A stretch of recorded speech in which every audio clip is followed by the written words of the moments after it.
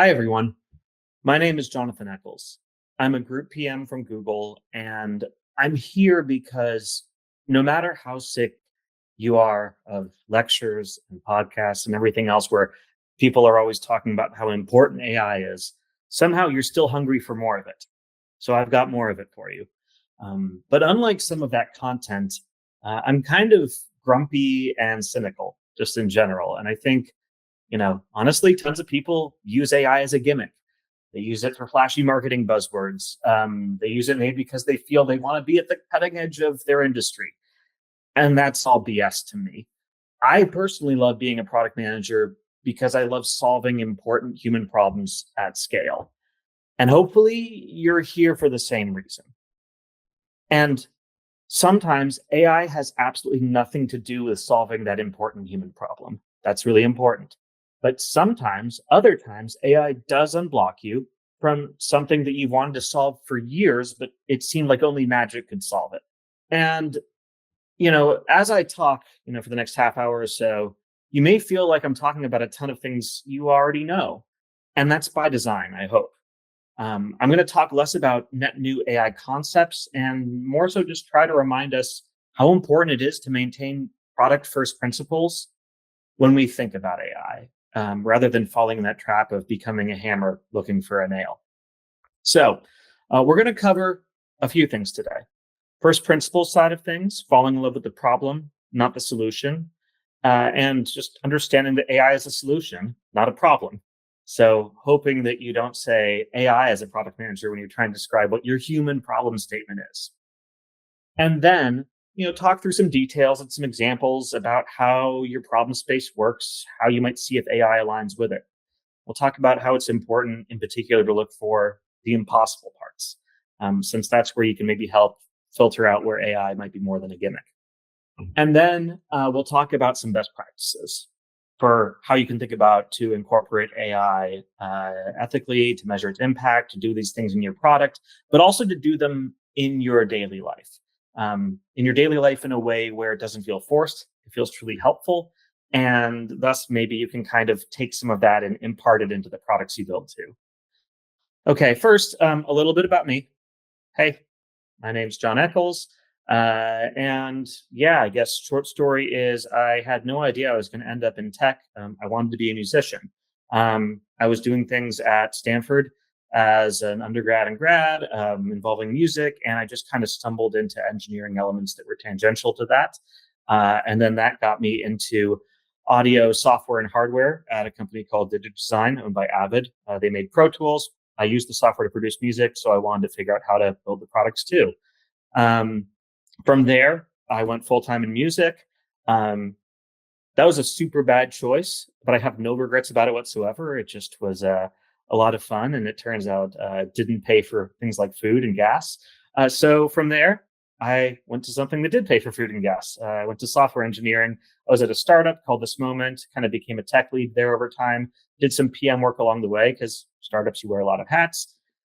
And then product full time at Pandora, where over time I grew into a bit more of a product leader. By the end of my 6 years or so there, I was overseeing our ad experiences team and a lot of things involving monetization experiences. And now for these past 6 years and change, I've been at Google. The first 3 years of that, I was overseeing our media experiences for Google Assistant. And now in the most recent 3 years, I've been working in our phone calling space on Android. Most notable thing in that area is the Phone by Google app. We do all sorts of pretty cool things there, like helping protect you from spam and scams and using AI to do that, using AI to take notes on your calls, call screen, all this fun stuff. Okay, that's enough about me. Now it's time for a really fun disclaimer. Any opinion here from me is expressed. It's all my own. They do not reflect the views or opinions of my employer, and this talk contains no Google confidential information. As I just mentioned, some Google products, those are publicly known things. I will mention some other things that are public Google products we work on, but again, no confidential information. All right, with that out of the way, let's talk about falling in love with the problem. So here's a hot take on things. I think we're all saying AI too much.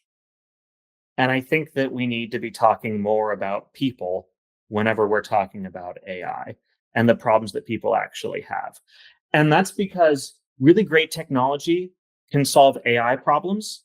And also, for that matter, AI can solve great technology problems. I mean, this is not to undercut the fact that AI is a really innovative, technologically important thing. But people problems are what we care about as product managers. And great products solve people problems. That may seem so obvious, but I think so often when we get excited about AI, we forget about that element. So everything comes back to falling in love with the problem and not the solution. This is table stakes stuff. So hopefully some of this even seems obvious to you. Maybe unless your target customer is, let's say, an enterprise AI user or something bolting onto AI, hopefully you're not talking about AI at the ideation stage when you're falling in love with the problem. All right, so let's talk about these basics. Start with what's your mission? And I mean this not just at a business level, but at a personal level. Um, I really sincerely hope that you are deeply in love with the high level mission statement of what you're working on. Because if you're going to do a good job at it, you probably should be falling asleep thinking about it on a pretty regular basis. And that's important for your job to just not feel like a chore. Next up, what are your assets? Again, this is pretty standard stuff. Maybe you're, working in a startup or building a startup. Okay, what's your domain expertise? What's your network like for getting funding and market insights? Maybe you're doing 0 to 1, but you're at a larger company. Okay, what assets can you reuse from across the company? How does that funnel into the strategy you're at your company? Or maybe you're building AI into a mature product. Okay, great. What's so good about that mature product? Probably most importantly, if you were attacking it from the outside, how would you try to kill it? How would you try to disrupt it? Okay, great. Now take that problem statement and think about how you'll disrupt it faster than someone on the outside. And through all of this, things involving AI may be one of your assets. It may be an asset to help disrupt. But start from the position of not just the AI, but what are you working on? What's the mission? What are you trying to actually do for people? And on the note of people, who has this problem? Again, really fundamental stuff. Go talk to people, go look at the research. What do they say about this problem they have? Compare different problems. What are their importance, prevalence, frequency across your population? How are they solving it for themselves currently? And, if you somehow wove a magic wand and found something that was 10x better, okay, would it be worth people's attention? Would it be worth their money? Kind of at an early hand wavy stage? Could it look like a business? And then lastly, that old how might we statement. Okay, if solving this problem seemed in 10x better of a way seemed impossible, well, first of all, does it seem impossible? And if so, okay, now you can start looking at the AI space a little bit more. What's so impossible about your thing? And that's where we can start to componentize that impossibility down a little bit more. Is it a data collection problem or a data structure problem? Is it a scaling problem? Maybe there's an ops element that AI could help significantly on, or a technological scaling element that, again, AI could help significantly on. Or maybe there's a lot of ambiguity, whether in your user input, in your use cases, in the corpus that you're representing to the user or trying to aggregate. But I do find that these are three things where if you're looking for what's impossible in your problem space and one or more of them kind of fits this pattern, that could actually be a good match where AI could help out. And to throw an example at this, I love thinking about how Pandora got its start as a music streaming business, over 2 decades ago. This was 25 years ago. Because the music discovery space actually has a lot of these elements.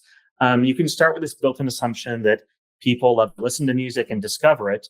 But actually, going to, let's take the late 90s, that was a pretty manual and arduous task. There were ways to do it, but it was hard. So, okay, let's talk about what was seemingly impossible about, getting to that 10x better solution. You had a big data issue. Music is a very unstructured space, both semantically and conceptually. A lot of people listen to it. A lot of people write about it. There's some genre classifications, but you kind of have a corpus problem. Okay, great. First thing that the people who founded Pandora did is they built out the Music Genome Project, actually took manual labor of music analysts, literally hand labeling millions of songs and giving them consistent musical attributes. So here's an important thing. This is a space that, as I'll say in a second, ended up having some great machine learning solutions down the way. But it started from a position of zero AI to do something that was incredibly difficult, but just scrappily did it manually. Okay. Now you've got another problem, though. There are just tons of different ways that people listen to music, right? And also what they like about it, what they don't like about it. So how do you apply this rich data set of tagged music corpus in a way that feels uniquely differentiated? Where's your 10x use case? And at least back in about the year 2000, radio was the predominant way of listening to music. People would lean back and just let things hopefully come to them that they liked and discovered. Okay, so the 10x better was make it personal and give user feedback along the way. And that's where you got things developing over time, like thumbing up and down songs. That started with Pandora. And you did it atop this corpus. And now you have ambiguity of what maybe is tagged in the corpus with ambiguity of user input. And then you get to a really interesting scaling problem that it turned out machine learning was able to solve. And I think people look at this and are like, AI is very different now. AI is a lot more complicated, but actually, like, this was one of the most fundamental popular applications of machine learning back in its day, and it created a really magical product, which was incredibly complicated, ambiguous corpus, transformed into something that was personalized despite ambiguity of user input, so that it always felt magic and personal and delightful. All right, it's enough yammer from me, but I hope that example kind of paints this space the impossible. And I think I owe, honestly, my user experience team a ton of credit for empowering the group I work with to think this way of the how might we approach. I hope that a lot of you in PM think about this in this way too, but really trying to think in an open-ended way, problem first, and then design thinking around magical solutions. So how do we flesh out where AI might be truly useful? And where do we take those first few steps and bring something atop those first principles that we were just discussing? And it looks like this. You take, at least in my opinion, a big set of the top problem statements out there from your users, the ones that seem maybe most viable. And now you've done some research, so you can start ranking them across prevalence, frequency, importance, all of that stuff. Maybe you're running some surveys in UXR, maybe you're just talking to people, but hopefully you have some signal in this space. And then, you think about, okay, wave the magic wand, do that PM, how might we wave the magic wand and get that incredible outcome, that 10x better outcome? And then ask yourself, okay, if that perfect solution does not exist today, why the heck not? Okay, what's blocking that?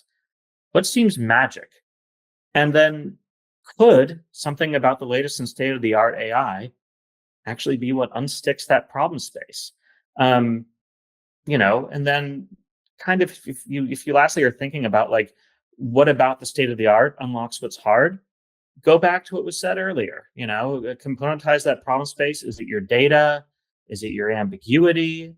As a tip, like conversational problem spaces, things that involve language or depend on linguistics or also visual understanding. There's a reason why you see a lot of AI applied to those is things with ambiguity benefit really, really well from the current state of AI and especially LLMs today. Again, scaling issues, and then also, maybe think about having a high bar for trust. Like, again, maybe these things have been attempted to solve in the future, but because of the scaling issues, because of the ambiguity of their space, it's actually been really hard to achieve the right quality level. And so much goes into that reliability and that quality actually being what can be more than just product market fit, but actually getting people to be sticky and retaining on a product. And so maybe what finally is the waving of the magic wand, but brings you over the edge with your solution and how AI could apply to it, is you hit beyond a quality bar for the first time ever that people can trust. Amazing. That feels like magic if it's done well. Okay. So maybe to take a recent example from my team that we just launched that I think could be useful here. Take a very standard sounding human problem statement. I want to be protected from harmful, complex scams during my phone conversations. Um, this is a super common problem for people. It's things that are written in the news all the time. People get scammed on the phone a shocking amount. It wastes billions of dollars a year. Oh, and by the way, as a user, this conversations are private. I don't want any data leaving my phone. Okay, so this is interesting. This seems pretty difficult and actually was something that was truly impossible to do with quality years ago. How do you take on device technology and get it to a state where you can understand the complexity of a scam mid conversation? And there's a massive amount of linguistic ambiguity there. But okay, how is this possible? And because we took that what's impossible approach and how to make it possible, well, we actually worked really hard, found what was state of the art in the AI space, applied it on device, worked our butts off, optimized it, and great. It's actually shipping. Shipped it a couple weeks ago. It is a very, very exciting thing to see something that truly was technologically impossible pretty recently becoming possible and putting it in users' hands at scale with state of the art AI on it. That is something where no matter how grumpy and cynical I get about all the gimmicky uses of AI out there, AI does actually make some magic things possible. And I think it's something we should really appreciate as PMs. All right. Let's keep moving forward. Yeah, we just shipped it. Um, what are some good practices for thinking about how to put AI into your product? And I've, not any official frameworks or anything here, but I like to think about this a couple ways. This is not going to be an engineering lecture, by the way. I'm not super good at that. I'm not going to compare models or tools. There's a lot of resources out there for that. There's a lot of people you can talk to who are just much better at it than I am. But I do think it's valuable to consider how to build your experiences in a way that can, both ethically address what people want, what they're looking for, and that can also earn the privilege of user trust and have measurable impact. So here's what I like to think about. I think about end user experiences via three principles: trust, quality, and what's the happy path. And we'll talk about each now. So trust is transparency times control. Transparency means that users should be able to basically understand what's happening if they're curious to do so. If they want to do that work, then yeah, very easy for them to understand what's going on. They can understand, when different features or AI that's functioning are active or aren't active. They should definitely understand when their data is being collected or if it's not collected, and they should understand how and where your data is being used. Right? These are all really fundamental things for people just to respect our users. Control is the other part of this, and that means that if you have some fundamental basic experiences you're providing, you should be able to use those without the sweet stuff on top. You don't have to use these AI experiences to access the rest of your product. I mean, unless maybe your product is very distinctively only an AI-based thing, like a chatbot or something. But this is kind of the in the hierarchy of everything. Trust is at the base of the pyramid. Transparency and control together, in my opinion, at least, create trust.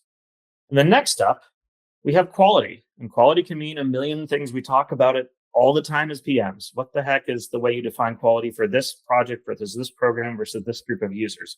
But I think of it in a pretty simple way. There's predictability, and you add delight onto that. And then the denominator is just what are people's expectations? And AI can be funny because it's such an ambiguous space. So, in this way, we can think about how often does reality match your expectations? Like AI is not deterministic, but it is a little bit of, okay, what was I expecting here? And what did I get? Reality versus expectations. Was it predictable? And then, at the same time, maybe you're expecting some AI to do a really, really crazy task. It could have taken a human being an hour or that type of thing. So in that case, you have to be thoughtful about how expectations can change for your users. Actually, for something like that, it might be fine if your AI comes back an hour later with a result, even if everything you know about being a software PM from the past is no, like this latency needs to be really, really fast. Think about from the user's point of view where their expectations are. And then the next little part of this is that delight part, though. It's vital. typically for consumer products, but it can go into anything. And it's really hard to measure, but I think you'll see it when you run a prototype or a full, built out product in front of an end user. Um, but the issue here is if you match someone's expectations, you have a predictable product versus the user's expectations. Then if you layer on something delightful about it, if it goes that step further, then you're exceeding some of the expectations. And now you've got something that everyone wants to recommend to their friends. Now you've got something people want to talk about and people want to use all the time because it's not just a predictable product, it's a delightful product. All right, lastly, the happy path. Let's take what we had earlier, trust times quality, and then layer in a last thing. We multiply that by ease of use.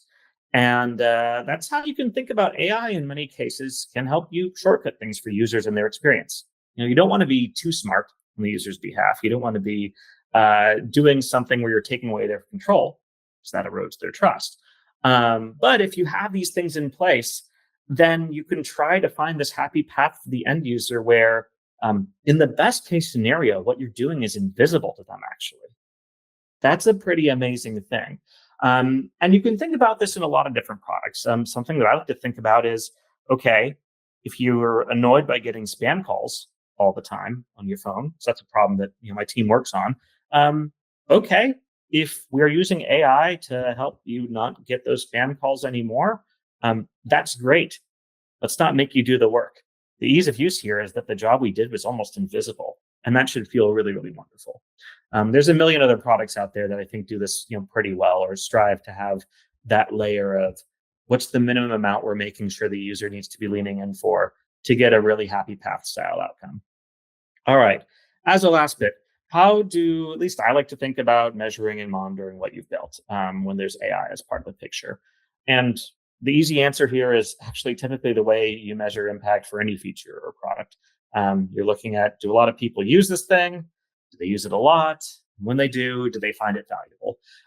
But along the way, you do need to ensure that there's some AI dependent elements that are tracking against quality, right?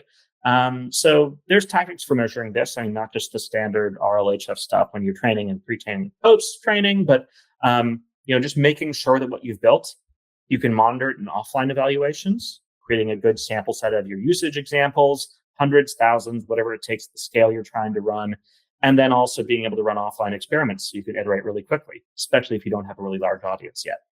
And then you do want to be looking at online behavior, your online data. You want to make sure you built the user experience where you get the right signals back from your users and that you can decouple from any bias that your UX might create in providing those good and bad signals.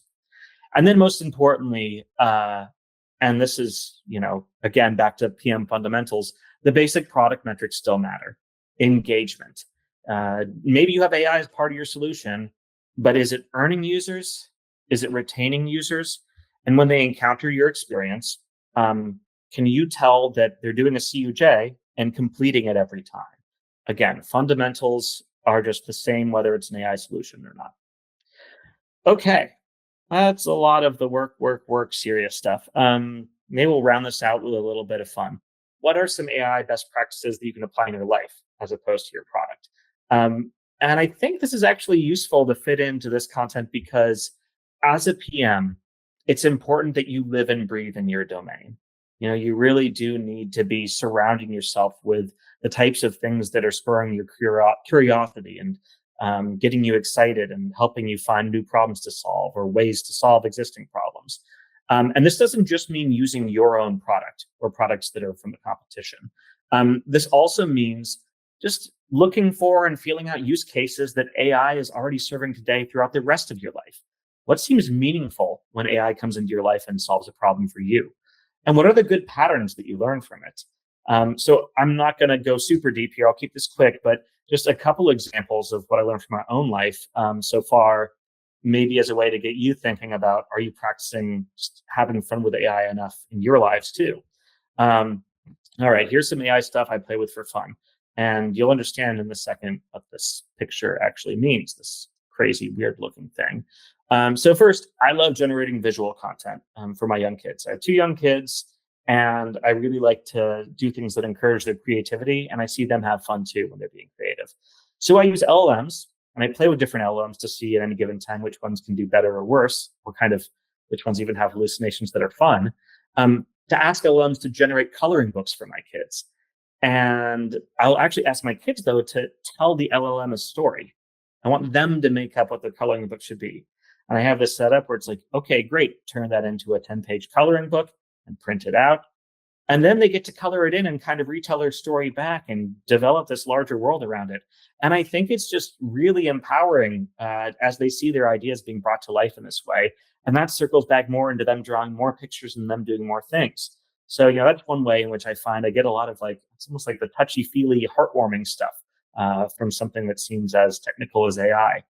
On the exact same note, and again, you'll probably see a pattern emerging here in my life examples, road trips with kids can feel pretty long. But story time with an LLM, like a voice driven conversational LLM, is actually really fun. And it's the type of thing where my kids will be asking about to tell a story about different animals having different games. And then that'll turn into them educating themselves, learning every little fun fact about those animals, that are actually real life fun facts. So again, it's also really great for, really helping the monotony of a long family road trip. And then lastly, and this is a really simple one, but animating silly pictures. I'll ask them maybe to set up their toys in a certain way or draw a picture. And I just use any number of Gen AI tools, and I can play with a different video on any given time. And this helps me, again, test and see which ones are doing better or worse at any time, or maybe getting weirder or less weird, and turn these things into videos. And my kids go nuts for this, and it makes them draw and draw more and more and more. And it actually gets them really, really creative and is a really, again, a fun thing that doesn't seem as much as screen time as it is. It gets them to go off away from the screen and do the next really fun thing as part of almost arts and crafts. And okay, so this was one of the first intelligible pictures my son ever drew. And AI turned it into this. And I don't know, if you're 3 years old and you see something you did turn into this, man, how could that not seem like total magic to you?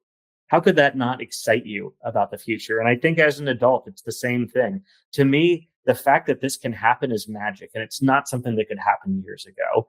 And I hope it's inspiring for everyone here. And that's, this crazy looking, silly little dancing, singing potato guy is hopefully, however crazy it seems, the type of thing that inspires you to say, oh my gosh, as a PM, solving any human problem is becoming possible. Magic is there. All right, so let's recap. In summary, if you've learned nothing else from this session, fall in love with the problem, not the solution. And then look for what's impossible within your problem. And that's the place where AI might actually be able to help things rather than just be a gimmick. And then design your solution so that it incorporates both trust, quality, and the happy path. And then make sure in parallel, you're finding the places where AI helps in your own personal life and brings you joy, because you don't want to be myopically stuck in your own product. You want to see how the world is changing around you thanks to AI in the good ways, not the gimmicks, at the same time. And along the way, just, freaking build something. Don't spend too much time navel gazing. Just build, learn from it. No matter where you are, no matter the big company, small company, startup, on your own, just build, think about problems and build solutions. It's all possible now. And, for however grumpy and cynical I am, I also sound like a total optimist, because how could you not be after you see things that seemed impossible become possible thanks to the state of the art? So yeah, thanks everyone for listening to me yammer. I hope you got something out of this, and maybe a tiny bit of what you've learned can help you be more people obsessed and user obsessed when you build products and features that leverage AI. All right. Thank you very much. Bye-bye.